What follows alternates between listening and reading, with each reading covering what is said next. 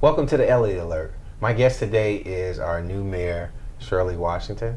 How are you, Mayor? I'm fine, Mr. Elliott. How are you this morning? I'm doing well. Very good. Now, Mayor, I know that you're kind of new in politics. Can you explain to me why on earth did you want to be Pine Bluff mayor? I can't say that I really set out to be Pine Bluff's mayor or that I had a desire to go into politics, but I have had an interest in politics for many years.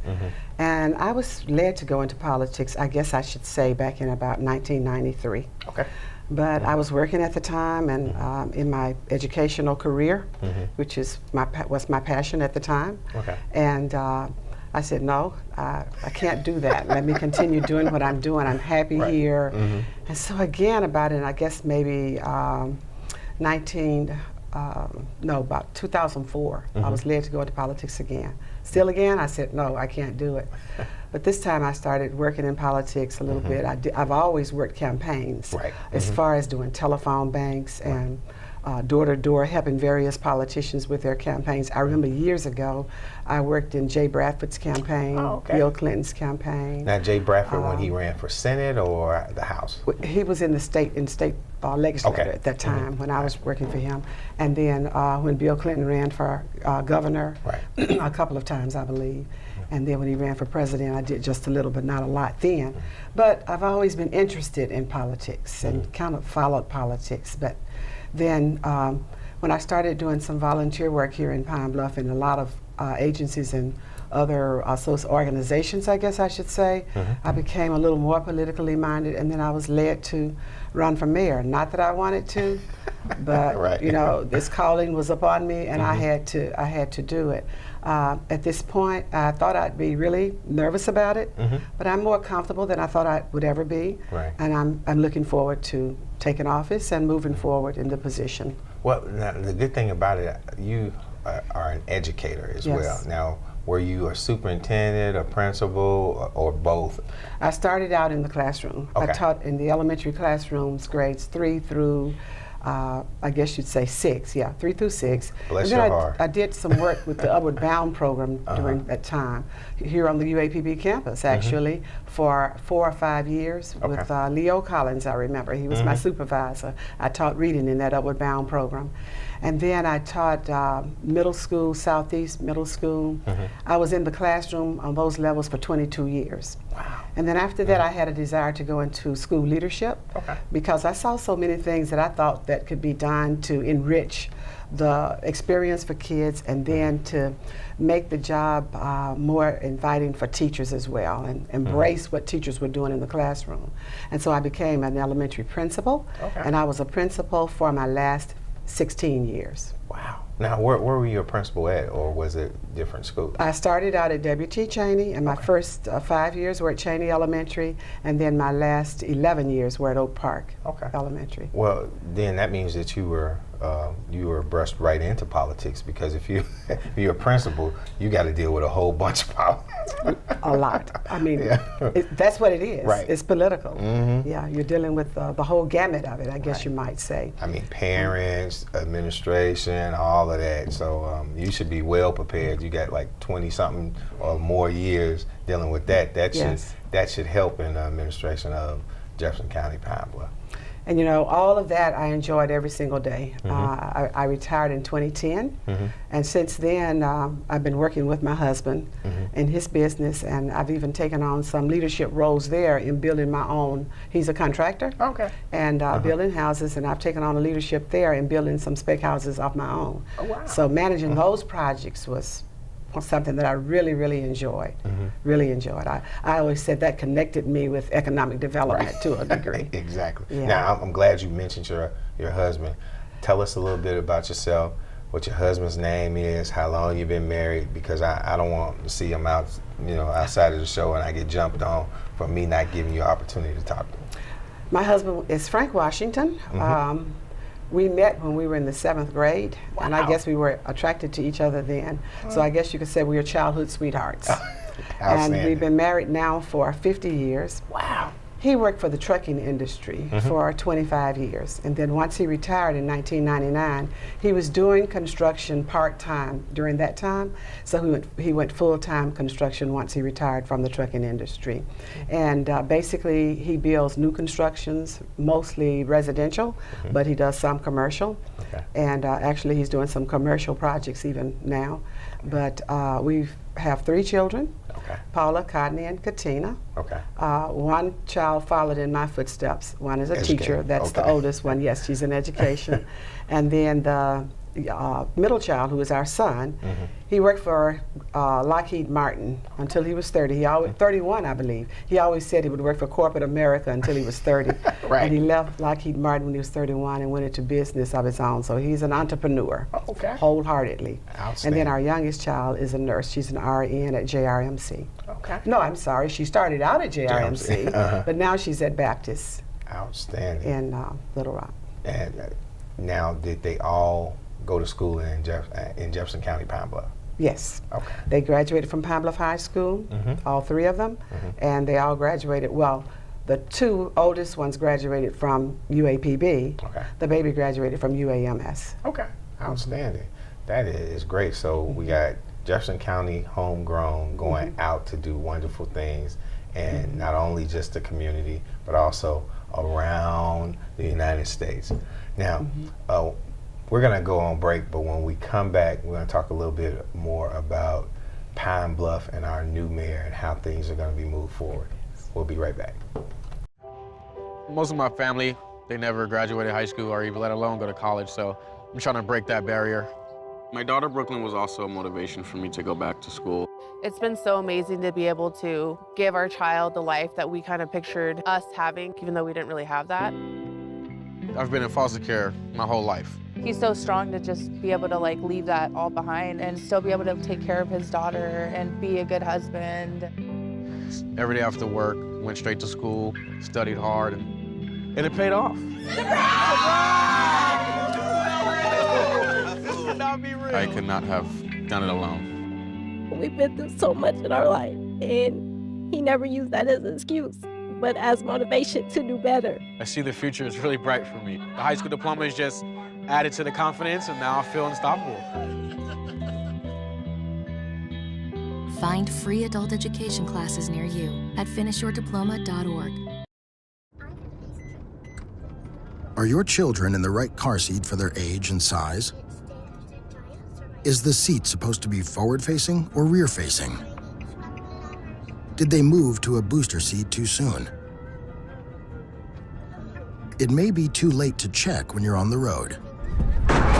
Fortunately, you're on the couch. Car crashes are a leading killer of children 1 to 13. Don't think you know. Know you know. I see you mobbing over her. Let's go. Let's mob. Let's crawl. Let's crawl. Let's crawl. Hey, yo, we mobbing. Come on, girl. Let's crawl. Hey, yo, let's crawl. Hey, yo, let's crawl. Hey, let's crawl. Hey, yo, let's crawl. Welcome to the Elliott Alert. My guest today is our new mayor, Miss Washington, or shall I say Mayor Washington. I want to make sure that I'm correct for how I address our new mayor. Again, thanks for coming, Mayor. And one of the things that I wanted to ask you is, I know as you come into this position as mayor, that you have some ideas on how you want things to go. Can you share a little bit of that with us? Once I go into office, I will have 5 key priorities.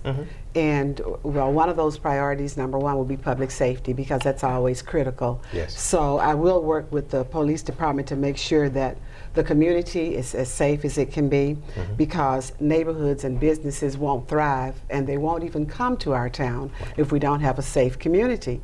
So that's going to be key. So I'll continue to work with the public safety officials. I think Mayor Hollingsworth has done a good job, and I will continue on that path. And I think promoting economic development development is key. Really excited about the new industry that's coming in, the gas to liquid plant.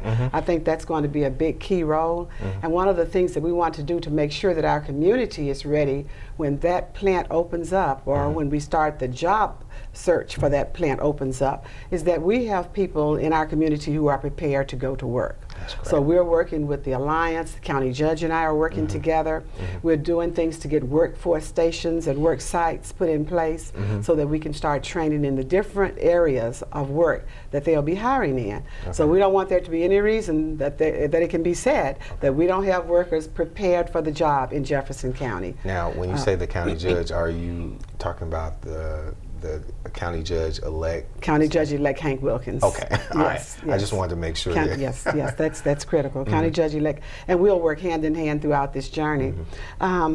Supporting public schools is going to be very critical. People want to move into school districts where you have schools that are succeeding, and public schools must be strong for the sake of the students. And this will encourage parents to move into our city's neighborhoods, and it also will bring business into our neighborhood.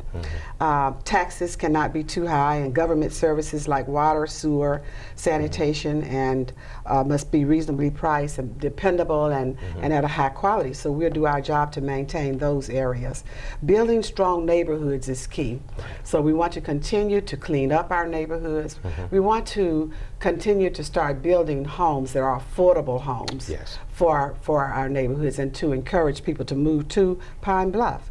Improving government operations is going to be so important. So I'll be looking at all of our community departments, our city departments, I should say, to make sure that they are functioning effectively and efficiently.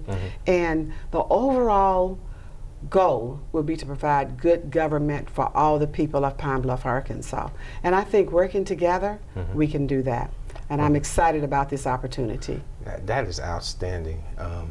Now, with the time that you have and your top list of priorities, because you mentioned number one, law enforcement, that means that you'll take an active role into making sure that our people in our community are safe and that they feel safe enough to come back to Pine Bluff. Because, you know, in the past, we've had issues with people calling us crime Bluff, this Bluff, and that Bluff. So it's just nice to know that having a mayor who is synced into law enforcement to make sure that the people are protected. And you mentioned economic developing as well. And it's good that you have that background in economic developing to help move some of these things forward, because you're going to have a council, and that council is going to have to work with you and see the vision. So I think it's great that you also, with the new county judge-elect, Senator Reverend Hank Wilkins. Well, you guys already have a wonderful relationship to the point where you guys can work together.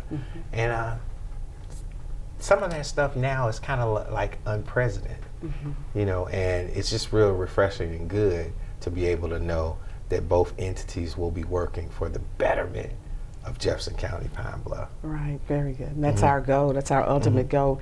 And improving neighborhoods is really so important to me, because I think that when visitors come to Pine Bluff, not only just families, but when businesses come to check out, the first thing they're going to look at are your neighborhoods, they're going to look at your schools, they're going to look at safety. So those are critical areas that we have to focus on. We want to make sure that our city is clean and inviting. So we want to clean up and beautify all the corridors, all the entrances to our city to make it appealing. And that's something that government can't do by itself. It's going to take the whole community joining forces with us to make this happen. And you also said something really key as well when you talked about involving the schools. You being an educator, you have firsthand knowledge as well as knowing all the kids or the ones now that you've educated on actually bridging that gap. And that's something I think we were losing because we didn't have a lot of buy-in for the school. But I'm a great believer in that you have to grow your own, and the only way you do that is to get involved in the schools. Right. You know, when you get involved in the schools and let the kids know that we want them to be involved in government, in helping to rebuild the neighborhood, I think that's when they have their buy-in and they take a part and have pride in what we're doing and help to do it. I can recall my daughter who is the nurse, when she was in high school, they had a career path program. It was directed by Sue Smith in the home economics department at Pine Bluff High School. And this is going off into work-related areas that we have to focus on to get our kids career-minded. Right. And she worked in Thomas Duckworth's office in Anna Redmond. Over near Jefferson Hospital. So then when she graduated from high school, she wasn't sure exactly what she wanted to do with her life. But then that first year of college, as she's making that serious career choice and making serious decisions about that, she started thinking about how she enjoyed her work in the doctor's office as a high school student. Wow. And she became a nurse, and she's a nurse today. And as you said, she has traveled all over the country with that career. So those are some of the kinds of things, job shadowing, those are some of the kinds of things that we want to make sure we provide plenty of for our children in the community, working with the schools, working with the students, so that we can maintain them here. We want them to become nurses and stay right here in Pine Bluff, and pay Jefferson taxes. County, yes, raise their families and support the public schools. Yes, ma'am. Yes. And we have to go on break, but when we come back, we're going to talk a little bit more about that in the last segment. We'll be right back.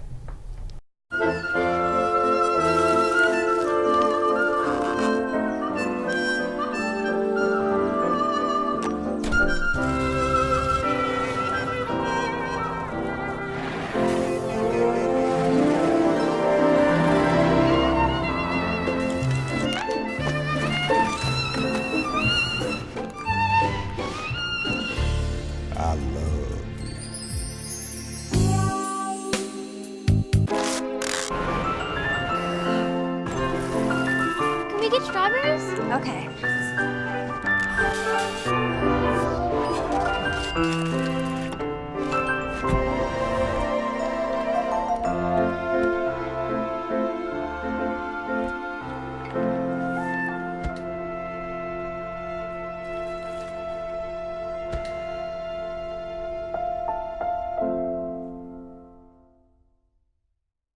So you see, son, good manners are important. Should I go through it again? Yes. Yes, please. Yes, please. Exactly. Always say please, thank you, you're welcome, excuse me, sit up straight, hold doors open for ladies. If the door's locked, knock first, don't burp, don't swear, don't stare, don't use bad language, or talk with your mouth full, keep your elbows off the table. What table? Don't interrupt. Cover your mouth when you cough or sneeze. On the bus, give your seat up to anybody who has trouble standing. Bottom line, treat others the way you want to be treated. Got it? Got it. Good talk. Most parenting is hard to do in just 2 minutes. But 2 minutes twice a day making sure they brush is easier, and it could help save them from a lifetime of tooth pain.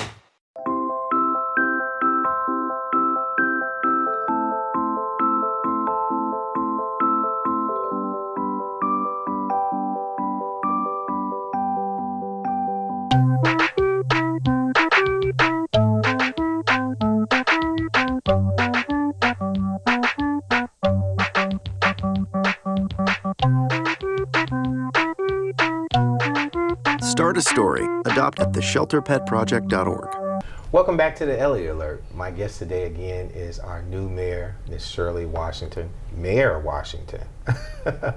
So when we left the last segment, Mayor, you were talking about how important it is to invest in the community and the kids, and how you're going to bring the school system in to kind of tie it all together, because if our kids don't have buy-in in our community and in politics, then it won't go the way we want to. So I think that it is outstanding that you're putting that kind of effort into helping grow our own. Now, is there anything else that you kind of want to tell us?